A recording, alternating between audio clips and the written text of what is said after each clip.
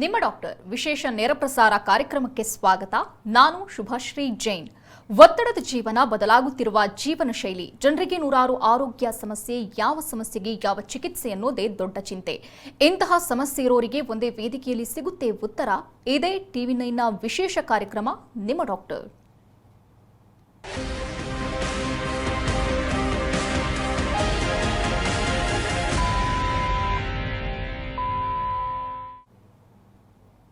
ಯುವ ಜನತೆ ದುಶ್ಚಟಗಳಿಗೆ ಬಲಿಯಾಗ್ತಿರೋದ್ರಿಂದ ದೃಷ್ಟಿದೋಷ ಸಮಸ್ಯೆ ಹೆಚ್ಚಾಗಿ ಕಾಡ್ತಿದೆ. ಹಿಂದೆ ವಯೋಸಹಜ ಕಾಯಿಲೆಯಾಗಿದ್ದ ಕಣ್ಣಿನ ಪೊರೆ ದೃಷ್ಟಿಹೀನಗೊಳ್ಳುವ ಸಮಸ್ಯೆಗಳು ಅತಿ ಬೇಗನೆ ಕಾಣಿಸಿಕೊಳ್ತಿವೆ.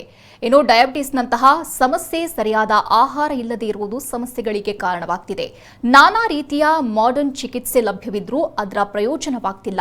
ಹಾಗಾದ್ರೆ ದೃಷ್ಟಿದೋಷಕ್ಕೆ ಅನುಸರಿಸಬೇಕಾದ ಸರಿಯಾದ ಚಿಕಿತ್ಸೆ ಯಾವುದು? ರೆಟಿನಾ ಸಮಸ್ಯೆ ಇದ್ದವರು ಏನ್ ಮಾಡಬೇಕು?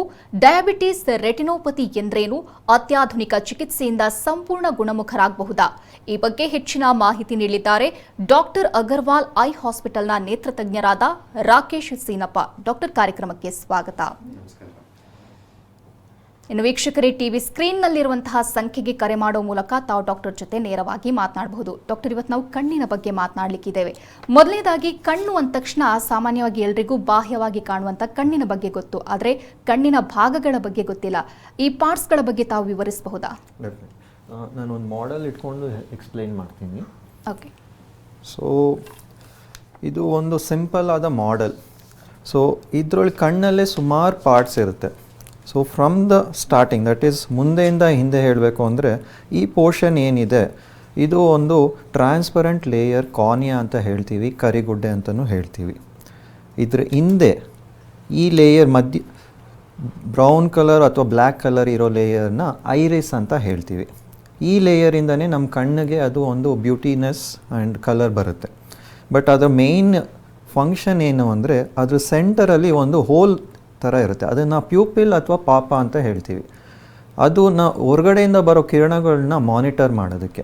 So it has the capacity to ದೊಡ್ಡದಾಗೋದು, ಸಣ್ಣಗಾಗೋ ಕೆಪಾಸಿಟಿ ಇರುತ್ತೆ. ಸೊ ಅದರಿಂದ ನಮಗೆ ಒಳಗೋಗೋ ಲೈಟು ಮಾನಿಟರ್ ಆಗುತ್ತೆ. ಅದ್ರ ಹಿಂದೆ we have something called as lens.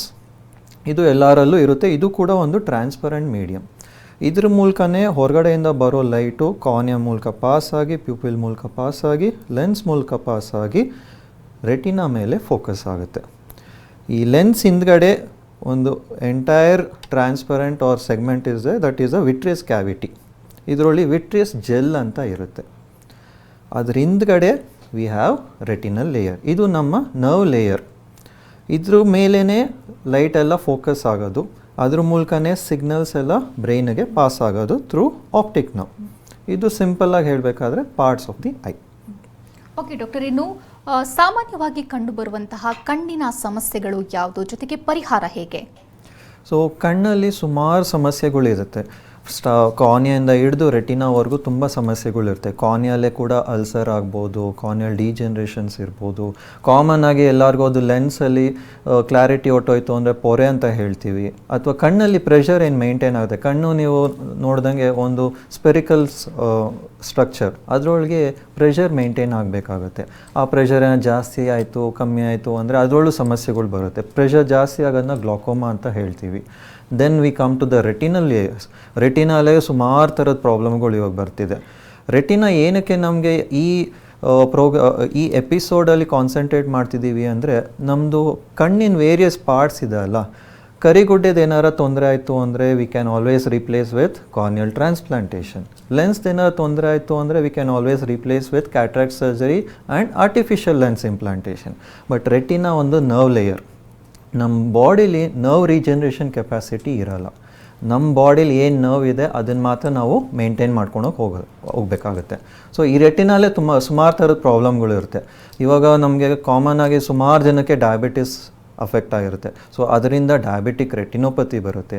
B P ಇದ್ದವ್ರಿಗೆ ಹೈಪರ್ಟೆನ್ಸಿವ್ ರೆಟಿನೋಪತಿ ಅಂತ ಬರುತ್ತೆ. ಇದಿಲ್ದಲೇ we have something called as retinal detachment ಇದೆ. ರೆಟಿನಾನೇ ಸ್ಪ್ಲಿಟ್ ಆಗಿಬಿಡುತ್ತೆ ಒಂದು ಲೇಯರ್. ಇದು ಎಲ್ಲರಿಗೂ ಅಫೆಕ್ಟ್ ಆಗ್ಬೋದು, ಯಾರಿಗೆ ಬೇಕಂದ್ರೂ ಬರ್ಬೋದು, ಚಿಕ್ಕ ವಯಸ್ಸಿಂದನೇ ಬರ್ಬೋದು. ಸೊ ಅದನ್ನ ಕೇರ್ಫುಲ್ಲಾಗಿ ನೋಡಿಕೊಂಡು ಅದನ್ನು ಟ್ರೀಟ್ ಮಾಡಿಕೊಂಡ್ರೆ ಮುಂಚೆನೇ we can prevent visual loss. ಅದಿಲ್ದಲೇ ಮ್ಯಾಕ್ಯುಲರ್ ಡಿಜೆನ್ರೇಷನ್ ಅಂತ ಇದೆ, ಏಜ್ ರಿಲೇಟೆಡ್ ಮ್ಯಾಕ್ಯುಲರ್ ಡಿಜೆನ್ರೇಷನ್. ಅದು ನಮ್ಮ ಕಣ್ಣಿನ centre of the retina, macula ಅಂತ ಏನು ಹೇಳ್ತೀವಿ, ಅದಕ್ಕೆ ಮಾತ್ರ ಅಫೆಕ್ಟ್ ಆಗುತ್ತೆ. Then we have something called as macular oedema, macular holes. So ಹೀಗೆ ಸುಮಾರು ಥರದ ಪ್ರಾಬ್ಲಮ್ಸ್ಗಳಿದೆ. ಓಕೆ ಡಾಕ್ಟರ್, ತಾವು ರೆಟಿನಾ ಬಗ್ಗೆ ಹೇಳಿದ್ರಿ, ಹಾಗಾದರೆ ಡಯಾಬಿಟಿಕ್ ರೆಟಿನೋಪತಿ ಅಂದರೆ ಏನು? ಡಯಾಬಿಟಿಕ್ ರೆಟಿನೋಪತಿ ಅಂದರೆ ಬೇಸಿಕಲಿ ಡಯಾಬಿಟಿಸ್ ಇರೋರಿಗೆ ರಕ್ತನಾಳಗಳಿರುತ್ತಲ್ಲ, ಅಲ್ಲಿ ಸ್ಮಾಲ್ ಬ್ಲಾಕೇಜಸ್ ಥರ ಫಾರ್ಮ್ ಆಗುತ್ತೆ. ಇದು ಯೂಶಲಿ ಕೆಲವು ಆರ್ಗನ್ಸ್ ಸ್ಪೆಸಿಫಿಕ್ ಆಗಿ ಫಸ್ಟ್ ಅಫೆಕ್ಟ್ ಆಗುತ್ತೆ, especially the blood vessels in retina, kidney. ಇವೆರಡು ಆರ್ಗನ್ಸು ತುಂಬ ಕಾಮನ್ ಆಗಿ ಅಫೆಕ್ಟ್ ಆಗುವಂಥದ್ದು. ಯಾಕಂದರೆ ಅದು ಕ್ಯಾಲಿಬರ್, ಅದು ಬ್ಲಡ್ ವೆಸಲ್ಸ್ ಸೈಜ್ ಏನಿರುತ್ತೆ ತುಂಬ ಸಣ್ಣದಾಗಿರುತ್ತೆ. So they are the first organs to be affected. And we according to the studies ಏನು ನೋಡಿದ್ದೀವಿ, ಮೋರ್ ದೆನ್ 5 years ಡಯಾಬಿಟಿಸ್ ಇರೋರಿಗೆ ಈ ಡಯಾಬಿಟಿಕ್ ರೆಟಿನೋಪತಿ ಡೆಫಿನೆಟ್ಲಿ ಒಂದಲ್ಲ ಒಂದು ಸೈನ್ಸ್ ಬಂದೇ ಬರುತ್ತೆ. ಇಫ್ ನಾಟ್ ಟ್ರೀಟೆಡ್ ಅಲ್ಲಿ ತುಂಬ ಅದು ಲೇಟಾಗಿ ಕೂಡ ಆಗ್ಬಿಡ್ಬೋದು. We can not recover back from it ಕೂಡ. ಸೊ ಡಯಾಬಿಟಿಕ್ ರೆಟಿನೋಪತಿಯಲ್ಲಿ ಏನಾಗುತ್ತೆ, ವೆಸಲ್ಸ್ ಬ್ಲಾಕ್ ಆಗುತ್ತೆ, ರಕ್ತನಾಳಗಳು ಬ್ಲಾಕ್ ಆಗುತ್ತೆ, ಕೆಲವು ಟೈಮ್ ಬ್ಲೀಡಿಂಗ್ ಆಗಿಬಿಡುತ್ತೆ. ಸೊ ರಕ್ತ ಕಸಿಯೋ ಥರ ಅದು ಐ ಕ್ಯಾವಿಟಿ ಒಳಗೆ ಅದೇನು ವಿಟ್ರಿಯಸ್ ಕ್ಯಾವಿಟಿ ಅಂತ ಹೇಳಿದೆ, ಅದರೊಳಗೆಲ್ಲ ಅದು ಬ್ಲೀಡಿಂಗ್ ಥರ ಆಗಿಬಿಡುತ್ತೆ, ಇಂಟರ್ನಲ್ ಬ್ಲೀಡಿಂಗ್ ಇವೆಲ್ಲ. ಆ್ಯಂಡ್ ಸಮ್ಟೈಮ್ಸ್ ಹೊಸ ಲೇಯರ್ಸ್ ಥರ ಎಲ್ಲ ಫಾರ್ಮ್ ಆಗಿಬಿಡುತ್ತೆ because of the chronic diabetes. ಈ ಹೊಸ ಲೇಯರ್ಸು ಆ ರೆಟಿನಾ ಮೇಲೆ ಎಳ್ತಾ ಕೊಟ್ಟು ರೆಟಿನಲ್ ಡಿಟ್ಯಾಚ್ಮೆಂಟ್ ಕೂಡ ಆಗುತ್ತೆ. ಓಕೆ ಡಾಕ್ಟರ್, ಒಬ್ರು ಕಾಲರ್ ಇದ್ದಾರೆ, ಹಾಸನದಿಂದ ಸುಮಾ ಕರೆ ಮಾಡಿದ್ದಾರೆ. ನಮಸ್ತೆ ಸುಮಾ ಅವರೇ. ನಮಸ್ತೆ ಮೇಡಮ್. ಸಮಸ್ಯೆ ಹೇಳ್ಕೊಳ್ಳಿ, ಡಾಕ್ಟರ್ ಇದ್ದಾರೆ. ಡಾಕ್ಟರ್ ನಮಸ್ಕಾರ. ನಮಸ್ಕಾರಮ್ಮ. ನಮಸ್ಕಾರ ಸರ್, ನನ್ನ ಹೆಸರು ಸುಮಾ ಅಂತೇಳಿ ಹಾಸನಿಂದ. ಹೇಳಿಮ್ಮ. ನಮ್ಗೆ 2 ಕಣ್ಣಿಗೂ ಪೊರೆ ಬೆಳೆದಿದೆ, ಆಪರೇಷನ್ ಮಾಡಬೇಕು ಅಂತ ಹೇಳಿದ್ರು ಡಾಕ್ಟ್ರು. 2-3 ವರ್ಷ ಆಯ್ತು, ಮಾಡಿಸ್ಕೊಂಡಿಲ್ಲ. ಓಕೆ. ತುಂಬಾ ಭಯ ಆಗುತ್ತೆ ನಮ್ಗೆ, ನಾಳೆ ದಿನ ಎಫೆಕ್ಟ್ ಆಗುತ್ತಾ, ಆಪರೇಷನ್ ಮಾಡಿಸ್ಕೊಂಡ್ರೆ ತುಂಬಾ ಜನ ಎಲ್ಲ ಹೇಳ್ತಾರೆ ಆಪರೇಷನ್ ಮಾಡಿಸ್ಕೊಂಡಿದ್ಮೇಲೆ ಪುನಃ ಕಣ್ಣು ಕಾಣಿಸಲ್ಲ, ಇಲ್ಲಮ್ಮ, ಏನಾದ್ರೂ ಇದಾಗ್ತದೆ ಅಂತ ಹೇಳಿ. ಪೊರೆ ಆಪ್ರೇಷನ್ ಬಗ್ಗೆ ವರಿ ಮಾಡೋಕ್ಕೆ ಹೋಗಬೇಡಿ. ಪೊರೆ ಆಪ್ರೇಷನಲ್ಲಿ ಈಗ ಅಡ್ವಾನ್ಸಸ್ ತುಂಬ ಚೆನ್ನಾಗಿ ಬೆಳೆದ್ಬಿಟ್ಟಿದೆ. ಮುಂಚೆ ಆದರೆ ನಾವು ಹಳೆಯ ಕಾಲದ ಟೆಕ್ನಿಕ್ ಥರ ಹೊಲಿಗೆ ಹಾಕಿ ಆ ಥರ ಎಲ್ಲ ಸರ್ಜರಿ ಮಾಡ್ತಿದ್ವಿ. ಇಂಜೆಕ್ಷನ್ ಕೊಡೋದು, ಬ್ಯಾಂಡೇಜ್ ಹಾಕೋದು, ಅಡ್ಮಿಷನ್ ಮಾಡ್ಕೊಳ್ಳೋದು ಅವೆಲ್ಲ ಇರೋದು. ಬಟ್ ಇವಾಗ ಟೆಕ್ನಾಲಜಿ ತುಂಬ ಚೆನ್ನಾಗಿ ಬೆಳೆದಿದೆ. ಇವಾಗೆಲ್ಲ ಸುಮ್ಮನೆ ಡ್ರಾಪ್ಸಲ್ಲೇ ಸರ್ಜರಿ ಆಗಿಬಿಟ್ಟಿರುತ್ತೆ. And we have special laser techniques ಎಲ್ಲ 10 minutes ಪ್ರೊಸೀಜರ್ ಇರುತ್ತೆ. ಆ್ಯಂಡ್ ಮುಂಚೆ ಎಲ್ಲ ಹೇಗಾಗೋದು ಅಂದರೆ ಪೊರೆ ಆಪ್ರೇಷನ್ ಮಾಡಿದ್ಮೇಲೆ, ಪೊರೆ ಅಂದರೆ ಬೇಸಿಕ್ಲಿ ನಮ್ಮ ನ್ಯಾಚುರಲ್ ಲೆನ್ಸ್ ಅಲ್ವಾ, ಈ ಲೆನ್ಸನ್ನು ರೀಪ್ಲೇಸ್ ಮಾಡಿ ಒಂದು ಆರ್ಟಿಫಿಷಿಯಲ್ ಲೆನ್ಸ್ ಇಡ್ತೀವಿ. ಈ ಸರ್ಜರಿಲಿ ಏನಾದ್ರು ಕಾಂಪ್ಲಿಕೇಶನ್ ಆಯಿತು ಅಂದರೆ ಮುಂಚೆ ಅದನ್ನು ಫಿಕ್ಸ್ ಮಾಡೋಕ್ಕೆ ಕಷ್ಟ ಆಗ್ತಿತ್ತು. ಇವಾಗ ಅದನ್ನು ಫಿಕ್ಸ್ ಮಾಡೋಕ್ಕೂ we have technology. So special lenses ಎಲ್ಲ ಬರುತ್ತೆ. ಸೊ ನೀವು ಕ್ಯಾಟ್ರಾಕ್ಟ್ ಸರ್ಜರಿ ಬಗ್ಗೆ ವರಿ ಮಾಡ್ಕೊಳ್ಳೋ ಅಂಥ ಅವಶ್ಯಕತೆ ಇಲ್ಲ. It's all myth. Okay. As I told you, ಕ್ಯಾಟ್ರಾಕ್ಟನ್ನ ಈಸಿಯಾಗಿ ಟ್ರೀಟ್ ಮಾಡ್ಬೋದು. Even if it is a complicated surgery ಆದರೂ ಕೂಡ we have facilities to deal with it. Okay. So ಪೊರೆ ಆಪ್ರೇಷನ್ ಆರಾಮಾಗಿ ಮಾಡಿಸ್ಕೊಳ್ಳಿ. ಅವರ್ ಮೇನ್ ಕನ್ಸರ್ನ್ ಇಸ್ ಬೇರೆ ಯಾವುದು ಅಫೆಕ್ಟ್ ಆಗಿರಬಾರ್ದು, ಗೊತ್ತಾಯ್ತಲ್ಲ. ಬಟ್ ಭಯ ಪಡ್ಕೊಂಡು ಬಿಟ್ಟರೆ ಪ್ರಾಬ್ಲಮ್ ಜಾಸ್ತಿ ಆಗುತ್ತೆ. ಪೊರೆ ಕರೆಕ್ಟ್ ಸ್ಟೇಜಲ್ಲಿ ಇದ್ದಾಗ ಮಾಡಿದ್ರೆ ಸರ್ಜನ್ಗೂ ಈಸಿ, ಮಾಡೋಕ್ಕೂ ಈಸಿ ಆಗುತ್ತೆ. ತುಂಬ ಜಾಸ್ತಿ ಆಯಿತು ಅಂದರೆ ಕಷ್ಟ ಆಗುತ್ತೆ, ಗೊತ್ತಾಯ್ತಲ್ಲ. ಸೊ ಇವಾಗ ನೀವು ಇನ್ನೂ ಬಿಟ್ಟರೆ ಇನ್ನೂ ಜಾಸ್ತಿ ಆಗುತ್ತೆ. ಆ್ಯಂಡ್ ಹೋಗ್ತಾ ಹೋಗ್ತಾ ವಿಷನ್ ಹೇಗಿದ್ರು ಕಮ್ಮಿ ಆಗ್ತಾನೆ ಹೋಗುತ್ತೆ ಅಲ್ವಾ. ಸೊ ಧೈರ್ಯವಾಗಿ ಮಾಡಿಸ್ಕೊಳ್ಳಿ. ಧನ್ಯವಾದ ಸುಮಾ ಅವರೇ. ಪುಟ್ಟಸ್ವಾಮಿ ಚಾಮರಾಜನಗರದಿಂದ ಕರೆ ಮಾಡಿದ್ದಾರೆ. ನಮಸ್ತೆ. ಸಮಸ್ಯೆ ಹೇಳ್ಕೊಳ್ಳಿ. ಹಲೋ, ನಮಸ್ಕಾರ ಸರ್. ನಮಸ್ತೆ ಸರ್. ಈಗ ನಮ್ದು ಬಲಗಡೆ ಕಣ್ಣಿಗೆ. ಹಲೋ. ಹಾಂ ಹೇಳಿ ಸರ್, ಹೇಳಿ, ಕೇಳಿಸ್ತಿದೆ ಸರ್. ಅಲ್ಸರ್ ಆಗ್ಬಿಟ್ಟು ಆಯ್ತಾ, ಅದು ಸ್ವಲ್ಪ ಓಲ್ಡ್ ಟೈಪ್ ಆಗ್ಬಿಟ್ಟಿದೆ ಆಯ್ತಾ. ಅದಕ್ಕೆ ಮೆಂಟಲ್ ಹಾಸ್ಪಿಟಲ್ ಹೋಗಿ ಅಂತ ನಮ್ಮ ಇಲ್ಲಿ ಡಾಕ್ಟರ್ ಹೇಳಿದ್ರು. ಅದಕ್ಕೆ ಭಯ ಆಗ್ಬಿಟ್ಟು ಹೋಗಿರೋ ಸರ್. ಇದು ಯಾವಾಗ ಆಗಿದ್ದು ನಿಮ್ಗೆ ಸರ್? ಇದು ಒಂದು 1 ವರ್ಷದಲ್ಲಿ. ಇವಾಗ ನೋವೇನಾರ ಇದೆಯಾ? ನೋವಿದೆಯಾ? ಆವಾಗ ಬರ್ತಾ ಇತ್ತು ನಾವು. ದೃಷ್ಟಿ ಏನಾರ ಸ್ವಲ್ಪ ಕಾಣಿಸುತ್ತಾ? ದೃಷ್ಟಿ ಕಾಣಲ್ಲ. ಯಾಕಂದ್ರೆ ಹಿಂದೆ ಅದು ಆ ಕಣ್ಣಿಗೆ ಹೂ ಕೂತ್ಬಿಟ್ಟು ಮಗುನಲ್ಲಿ ಅದು ಹೂ ಕಾಣ್ತಾ ಇಲ್ಲ, ಸೆಂಟ್ರಲ್ಗೆ ಕೂತ್ಬಿಟ್ಟಿದೆ ಸರ್. ಸೊ ಇದು ಬರೀ ಅಲ್ಸರ್ ಆಗಿದ್ರೆ ಅದು ಕೂಡ ಆರಾಮಾಗಿ ಟ್ರೀಟ್ಮೆಂಟ್ ಮಾಡ್ಕೊಳ್ಬೋದು. ಯಾವ ಥರ ಟ್ರೀಟ್ಮೆಂಟು ಅಂದರೆ ಕರಿಗುಡ್ಡೆ ಕಾರ್ನಿಯಾ ಟ್ರಾನ್ಸ್ಪ್ಲಾಂಟೇಷನ್ ಅಂತ. ಇದು ನಾವು ಈಗ ಕಣ್ದಾನ ಮಾಡ್ತೀವಿ ಅಲ್ಲ, ಸೊ ಈ ಕಣ್ದಾನ ಮಾಡಿದಾಗ ನಾವು ಮೇಯ್ನಾಗಿ ಈ ಮುಂದೆ ಇರೋ ಪೋರ್ಷನ್ ಕಾರ್ನಿಯಾ ಅಥವಾ ಕರಿಗುಡ್ಡೆನ ಮೇಯ್ನಾಗಿ ಯೂಸ್ ಮಾಡ್ಕೊಳ್ಳೋದು. ಸೊ ಇದನ್ನು ನಾವು ಬೇರೆಯವರ ಕರಿಗುಡ್ಡೆನ ತಗೊಂಡು ನಿಮ್ಮ ಕರಿಗುಡ್ಡೆ ಏನು ಇಂಜುರಿ ಆಗಿದೆ, ಏನು ಹಾಳಾಗಿದೆ ಅದನ್ನು ರಿಪ್ಲೇಸ್ ಮಾಡ್ಕೊಳ್ಬೋದು. ಗೊತ್ತಾಯ್ತಲ್ಲ? ಡೆಫಿನೆಟ್ಲಿ ಇದು ನಮ್ಮ ನಾರ್ಮಲ್ ಪೊರೆ ಆಪ್ರೇಷನ್ಗಿಂತ ಸ್ವಲ್ಪ ಒಂದು ಲಿಟಲ್ ಬಿಟ್ ಮೇಜರ್ ಸರ್ಜರಿ ಆದರೂ ಕೂಡ ವಿಷನ್ ಬರೋವಂಥ ಕೆಪಾಸಿಟಿ ಇರುತ್ತೆ. ಗೊತ್ತಾಯ್ತಾ? ಸೊ ಬೇರೆಯವ್ರ ಇವಾಗ ನಮ್ಮ ಬೇರೆ ಆರ್ಗನ್ಸ್ ಎಲ್ಲ ನೀವು ಕೇಳಿರ್ತೀರ, ಕೆಲವ್ರಿಗೆ ಕಿಡ್ನಿ ಟ್ರಾನ್ಸ್ಪ್ಲಾಂಟು, ಲಿವರ್ ಟ್ರಾನ್ಸ್ಪ್ಲಾಂಟು, ಆ ಥರ ಎಲ್ಲ ಸುಮಾರು ಟ್ರಾನ್ಸ್ಪ್ಲಾಂಟೇಷನ್ಗಳು ಕೇಳಿರ್ತೀರ. ಆ ಆರ್ಗನ್ ಟ್ರಾನ್ಸ್ಪ್ಲಾಂಟ್ಗಳಲ್ಲಿ ಮೇಯ್ನ್ ಸೈಡ್ ಎಫೆಕ್ಟ್ಸ್ ಏನು ಅಂದರೆ ರಿಜೆಕ್ಷನ್. ಬೇರೆಯವ್ರ ಬಾಡಿ ಪಾರ್ಟ್ಸು ನಿಮಗೆ ಹೊಂದಾಣಿಕೆ ಆಗದೆ ಇರ್ಬೋದು, ಅದೊಂದು ಭಯ ಇರುತ್ತೆ ಎಲ್ಲರಿಗೂ. ಬಟ್ ಈ ಎಲ್ಲ ಥರದ ಆರ್ಗನ್ ಟ್ರಾನ್ಸ್ಪ್ಲಾಂಟೇಷನ್ ಕಂಪೇರ್ ಮಾಡಿದ್ರೆ ನಮ್ಮ ಕಣ್ಣಿನ ಟ್ರಾನ್ಸ್ಪ್ಲಾಂಟೇಷನ್ ಇದೆಯಲ್ಲ, ಕರಿಗುಡ್ಡೆ ಟ್ರಾನ್ಸ್ಪ್ಲಾಂಟೇಷನು ಸಕ್ಸಸ್ ರೇಟು ಜಾಸ್ತಿ ಇರುತ್ತೆ. ಏನಕ್ಕೆ ಅಂದರೆ ಅದರೊಳಗೆ ಕಾರ್ನಿಯಾ ಏನು ಕರಿಗುಡ್ಡೆ ಇದೆಯಾ ಅದರೊಳಗೆ ಬ್ಲಡ್ ಸಪ್ಲೈ ಇರಲ್ಲ. ಸೊ ಅದರಿಂದ ರಿಜೆಕ್ಷನ್ ಚಾನ್ಸಸ್ ಕಮ್ಮಿ ಇರುತ್ತೆ. ಸೊ ಸಕ್ಸಸ್ ರೇಟ್ ಜಾಸ್ತಿ ಇರುತ್ತೆ. ಸೊ ಇದು ಕೂಡ ನೀವು ಭಯ ಪಡೋವಂಥ ಪ್ರಾಬ್ಲಮ್ ಅಲ್ಲ. ಟ್ರೀಟ್ಮೆಂಟು ಫಸ್ಟು ನೀವು ಕಾರ್ನಿಯಾ ಸ್ಪೆಷಲಿಸ್ಟ್ ಪ್ರಾಪರಾಗಿ ಹೋಗಿ, ಮಿಂಟೋಲ್ ಕೂಡ ಈ ಫೆಸಿಲಿಟಿ ಇದೆ. ಸೊ ಅಲ್ಲಿ ಕನ್ಸಲ್ಟ್ ಮಾಡಿ ಅವರು ನಿಮಗೆ ಕರಿಗುಡ್ಡೆ ಟ್ರಾನ್ಸ್ಪ್ಲಾಂಟೇಷನ್ ಬಗ್ಗೆ ಹೇಳ್ತಾರೆ, ಶೆಡ್ಯೂಲ್ ಮಾಡ್ಕೊಳ್ತಾರೆ. ಗೊತ್ತಾಯ್ತಲ್ಲ? ಸೊ ಧೈರ್ಯವಾಗಿ ಮಾಡಿಸ್ಕೊಳ್ಳಿ. ಧನ್ಯವಾದ ಕರೆ ಮಾಡಿದ್ದಕ್ಕಾಗಿ. ಡಾಕ್ಟರ್, ನಾವು ಡಯಾಬಿಟಿಕ್ ರೆಟಿನೋಪತಿ ಬಗ್ಗೆ ಮಾತನಾಡ್ತಿದ್ವಿ. ತಾವು ಹೇಳ್ತಿದ್ರಿ ಸಿಂಪ್ಟಮ್ಸ್ ಇದ್ದೇ ಇರುತ್ತೆ ಏನಾದರೂ ಅಂತ. ಹಾಗಾದರೆ ಯಾವೆಲ್ಲ ಸಿಂಪ್ಟಮ್ಸ್ ಇರುತ್ತೆ? ಇದು ಡಯಾಬಿಟಿಕ್ ರೆಟಿನೋಪತಿ ಅಥವಾ ನರದ ಪ್ರಾಬ್ಲಮ್ಗಳು ಹೇಗೆ ಅಂದರೆ ಸ್ಟಾರ್ಟಿಂಗ್ ಸ್ಟೇಜಲ್ಲಿ ನಿಮಗೆ ಯಾವುದೇ ಥರದ ವ್ಯತ್ಯಾಸ ಗೊತ್ತಾಗದೇ ಇರ್ಬೋದು.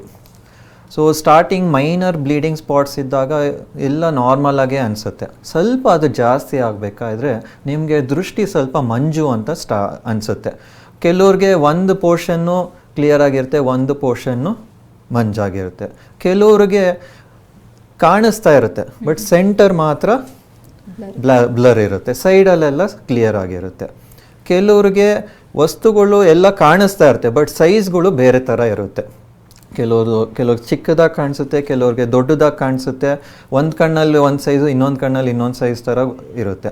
ಕೆಲವ್ರಿಗೆ ಸ್ಟ್ರೈಟ್ ಆಗಿರೋ ಲೈನು ಕರ್ವ್ ಆಗಿರೋ ಆ ಥರ ಕೂಡ ಅನಿಸುತ್ತೆ. ಇದೆಲ್ಲ ಯಾವ ಪಾರ್ಟ್ ಆಫ್ ರೆಟಿನಾ ಅಂದರೆ ಅಕ್ಷಿಪಟಲ ಏನು ಹೇಳ್ತೀವಿ, ಯಾವ ಪೋರ್ಷನಲ್ಲಿ ಅಫೆಕ್ಟ್ ಆಗಿದೆ ಅದ್ರ ಮೇಲೆ ಡಿಪೆಂಡ್ ಆಗುತ್ತೆ ನಿಮಗೆ ಯಾವ ಥರ ಸಿಂಪ್ಟಮ್ಸ್ ಬರುತ್ತೆ ಅಂತ.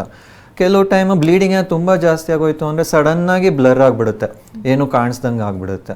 ಸೊ ಇದೆಲ್ಲ ಒಂದು ಸಿಂಪ್ಟಮ್ಸ್, ಸೈನ್ಸ್. ಬಟ್ ಇವೆಲ್ಲ ಬರೋಕ್ಕೆ ಮುಂಚೆನೇ ನಾವು ರೆಗ್ಯುಲರ್ ಚೆಕಪ್ ಮಾಡಿಸ್ಕೊಂಡ್ರೆ ಆ ಅರ್ಲಿ ಸ್ಟೇಜ್ ಏನಿದೆ, ಸೇಫ್ ಪೀರಿಯಡ್, ಅಲ್ಲೇ ನಾವು ಟ್ರೀಟ್ಮೆಂಟ್ ಮಾಡಿಕೊಂಡು ಸ್ಟೆಬಿಲೈಸ್ ಮಾಡ್ಕೊಂಡ್ಬಿಡ್ಬೋದು. Most of the time doctor, diabetes ಇದೆ ಅನ್ನೋದು ಸಾಕಷ್ಟು ಜನರಿಗೆ ಗೊತ್ತಿರಲ್ಲ. ಕಣ್ಣು ಬ್ಲರ್ ಆದಾಗಲೇ ಗೊತ್ತಾಗೋದು ಡಯಾಬಿಟೀಸ್ ಇದೆ ಅನ್ನೋದು. ಇನ್ನೊಂದು ವಿಚಾರ ಹೇಳೋದಾದ್ರೆ, ಡಯಾಬಿಟೀಸ್ ಇರುವಂಥವ್ರು ಯಾವ ರೀತಿ ಮುನ್ನೆಚ್ಚರಿಕೆ ವಹಿಸಬೇಕು ಈ ರೆಟಿನೋಪತಿಗೆ ಸಂಬಂಧಪಟ್ಟಂತೆ? ಸೊ ನೀವು ಪಾಯಿಂಟ್ ಹೇಳಿದ್ದು actually very important point.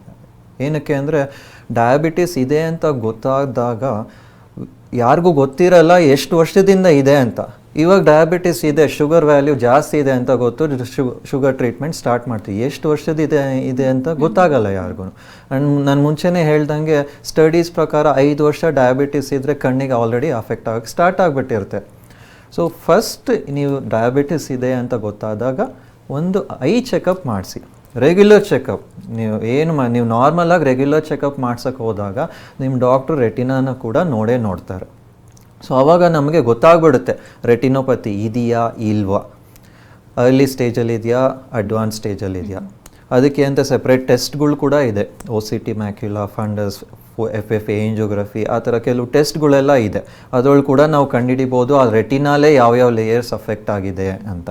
So ನೀವೇನು ಮಾಡ್ತೀರಾ, ಶುಗರ್ ಇದೆ ಅಂತ ಗೊತ್ತಾಗಿದ ತಕ್ಷಣ ಒಂದು ಐ ಚೆಕಪ್ ಮಾಡಿಸ್ಕೊಳ್ಳಿ, ವಿಷನ್ ಎಲ್ಲ ಕರೆಕ್ಟ್ ಆಗಿದೆಯಾ ಇಲ್ವಾ ಅಂತ ನೋಡ್ಕೊಳ್ಳೋಕ್ಕೆ. ಓಕೆ ಡಾಕ್ಟರ್, ಅದೇ ಡಯಾಬಿಟೀಸ್ ಇರುವಂಥವ್ರು ಡಯಾಬಿಟೀಸ್ ಇದೆ ಹಾಗಾಗಿ ಕಣ್ಣು ಮಂಜಾಗ್ತಿರೋದು ಅಂತ ಅಂದ್ಕೊಂಡು ಡಯಾಬಿಟೀಸ್ಗೆ ಮಾತ್ರ ಚಿಕಿತ್ಸೆ ತಗೋತಾರೆ. ಕಣ್ಣಿಗೆ ತಗೊಳ್ಳೋದು ಎಷ್ಟು ಮುಖ್ಯ, ಜೊತೆಗೆ ಈ ಡಯಾಬಿಟೀಸ್ ರೆಟಿನೋಪತಿ ಇರುವಂಥವರಿಗೆ ಚಿಕಿತ್ಸೆ ಹೇಗೆ?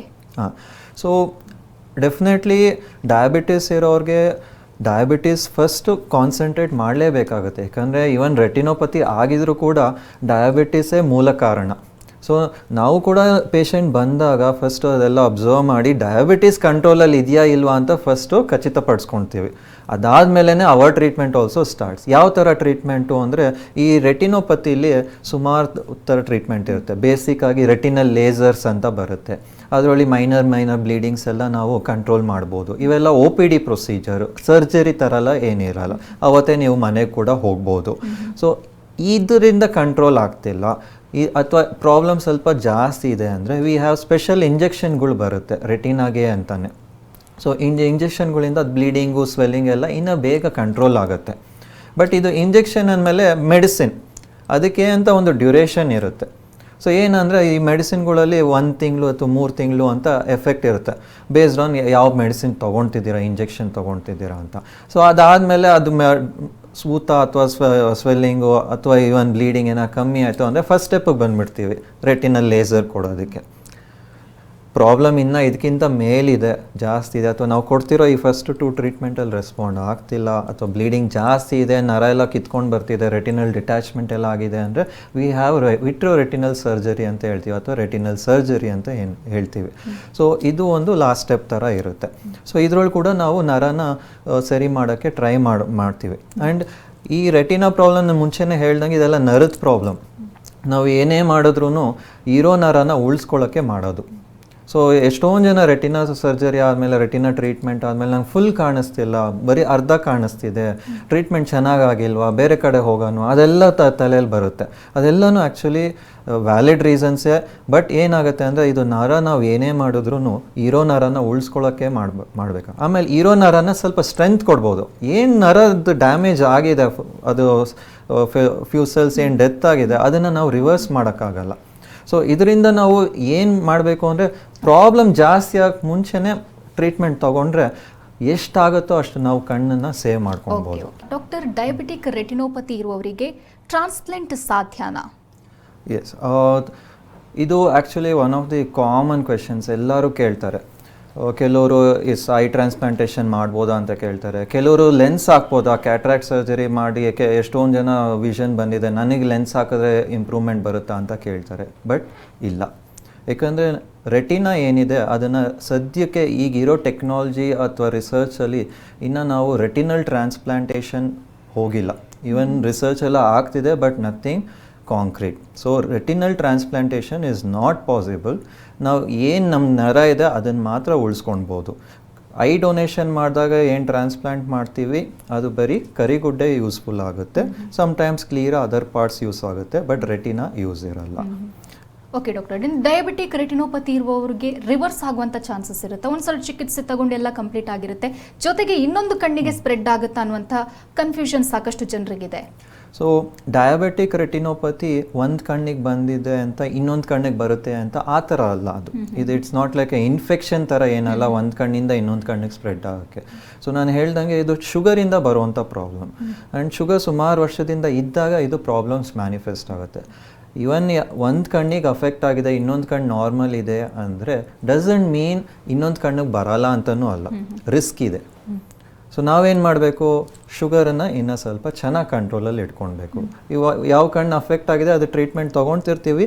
ನೀವು ಯಾವಾಗ ಹೋದ್ರೂ ನಿಮ್ಮ ಡಾಕ್ಟ್ರು ಎರಡೂ ಕಣ್ಣನ್ನು ಸೈಮಲ್ಟೇನಿಯಸ್ ಆಗಿ ನೋಡ್ತಾರೆ. ಬಟ್ ಎಸ್, ಇನ್ನೊಂದು ಕಣ್ಣಿಗೂ ಅದು ರಿಸ್ಕ್ ಇದ್ದೇ ಇರುತ್ತೆ. ನಾಟ್ ಬಿಕಾಸ್ ಈ ಕಣ್ಣಿಗೆ ಅಫೆಕ್ಟ್ ಆಗಿರೋದ್ರಿಂದ ಇದಕ್ಕೆ ಸ್ಪ್ರೆಡ್ ಆಗಿದೆ ಅಂತ ಇಲ್ಲ. ಮೂಲ ಕಾರಣ ಡಯಾಬಿಟಿಸ್ ಇದೆ, ಅದರಿಂದ ಎರಡೂ ಕಣ್ಣು ಅಫೆಕ್ಟ್ ಆಗುವಂಥ ಚಾನ್ಸಸ್ ಇದ್ದೇ ಇರುತ್ತೆ. ಆ್ಯಂಡ್ ಫಸ್ಟ್ ಕ್ವೆಶನ್, ರಿವರ್ಸಿಬಲ್ಲ ಇಲ್ವಾ ಅಂತ. No, diabetic retinopathy is usually not reversible. ಇದನ್ನು ನಾವು ಸ್ಟೆಬಿಲೈಸ್ ಮಾಡಿಕೊಂಡು ಇರೋ ಸ್ಟೇಜನ್ನು ಟ್ರೀಟ್ ಮಾಡ್ಕೊಳ್ಬೇಕಾಗತ್ತೆ. ಸೊ ಬಟ್ ಎಸ್, ಇವಾಗ ಡಯಾಬಿಟಿಸ್ ಎಲ್ಲ ಎಷ್ಟೊಂದು ಜನ ಚೆನ್ನಾಗಿ ಟ್ರೀಟ್ಮೆಂಟ್ ಮಾಡಿಕೊಂಡು ರಿಕವರ್ ಆಗ್ತಿದ್ದಾರೆ in general health. But retina ಏನು ಸೆಲ್ಸ್ ಎಲ್ಲ ಡೆತ್ ಆಗಿದೆ ಈ ಸ್ಟ್ರೆಸ್ಸಿಂದ, ಆಕ್ಸಿಡೇಟಿವ್ ಸ್ಟ್ರೆಸ್ ಅವ್ರ ಡಯಾಬಿಟಿಕ್ ರೆಟಿನೋಪತಿಯಿಂದ, ಅದನ್ನು ರಿವರ್ಸ್ ಮಾಡೋಕ್ಕಾಗಲ್ಲ. ಓಕೆ ಡಾಕ್ಟರ್, ಇನ್ನು ಕ್ಯಾಂಪ್ಸ್ ಬಗ್ಗೆ ಹೇಳೋದಾದರೆ, free camps doctor Agarwal's hospital ಮಾಡ್ತಿದ್ಯಂತೆ, ಇದರ ಬಗ್ಗೆ ಹೇಳೋದಾದರೆ?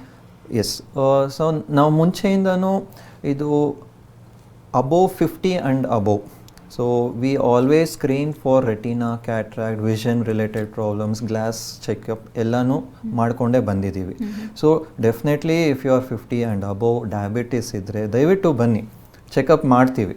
Will see whether you are normal or not. So ಅವಾಗ ನಮ್ಗೆ ಗೊತ್ತಾಗುತ್ತೆ, ಅಟ್ಲೀಸ್ಟ್ ನಿಮಗೆ ಗೊತ್ತಾಗಿದ್ದು ಪ್ರಾಬ್ಲಮ್ ಇದೆ ಅಂತ, then we can think about what to do next, ಏನು ಮಾಡಬೇಕು ನೆಕ್ಸ್ಟು, ಹೇಗೆ ನಾವು ಪ್ರಿವೆಂಟ್ ಮಾಡ್ಬೋದು ಫರ್ದರ್ ಡ್ಯಾಮೇಜು. ಸೊ ಅದೆಲ್ಲ ನಾವು ನೆಕ್ಸ್ಟ್ ಸ್ಟೆಪ್ಪಿಗೆ ಬರುತ್ತೆ. ಬಟ್ ಫಸ್ಟ್ ನೀವು ಚೆಕ್ ಮಾಡಿಸ್ಕೊಳ್ಬೇಕು. So make sure 50 years and above diabetes ಇದೆ, ಎಸ್ಪೆಷಲಿ ಇನ್ಸುಲಿನ್ ತೊಗೊಳ್ತಿದ್ದೀರಾ. ಈವನ್ ಡಯಾಬಿಟಿಸ್ ಅಲ್ಲದೆ BP ಇರೋರು ಕೂಡ ಚೆಕ್ ಮಾಡಿಸ್ಕೊಳ್ಬೇಕಾಗತ್ತೆ. ಕಿಡ್ನಿ ಪ್ರಾಬ್ಲಮ್ ಇರ್ಬೋದು. ಸೊ ಪ್ರಾಬ್ಲಮ್ ಇದೆ ಅಂದರೆ ಸಿಸ್ಟಮಿಕ್ ಪ್ರಾಬ್ಲಮ್, ದಯವಿಟ್ಟು ಬನ್ನಿ, ಫಸ್ಟು ರೆಟಿನಾ ಚೆಕಪ್ ಮಾಡಿಸ್ಕೊಳ್ಳಿ. ಥ್ಯಾಂಕ್ ಯು ಡಾಕ್ಟರ್, ಸಾಕಷ್ಟು ಮಾಹಿತಿ ನೀಡಿದರೆ. Thank you. ಇನ್ನು ವೀಕ್ಷಕರೇ, ಡಾಕ್ಟರನ್ನು ನೇರವಾಗಿ ಭೇಟಿಯಾಗಬೇಕು ಅಂದರೆ ಅಡ್ರೆಸ್ ಪ್ಲೇಟ್ ಇಂತಿದೆ. ಡಾಕ್ಟರ್ ಅಗರ್ವಾಲ್ಸ್ ಕಣ್ಣಿನ ಆಸ್ಪತ್ರೆ, ಬೆಂಗಳೂರು. ದೂರವಾಣಿ ಸಂಖ್ಯೆ 9594924051.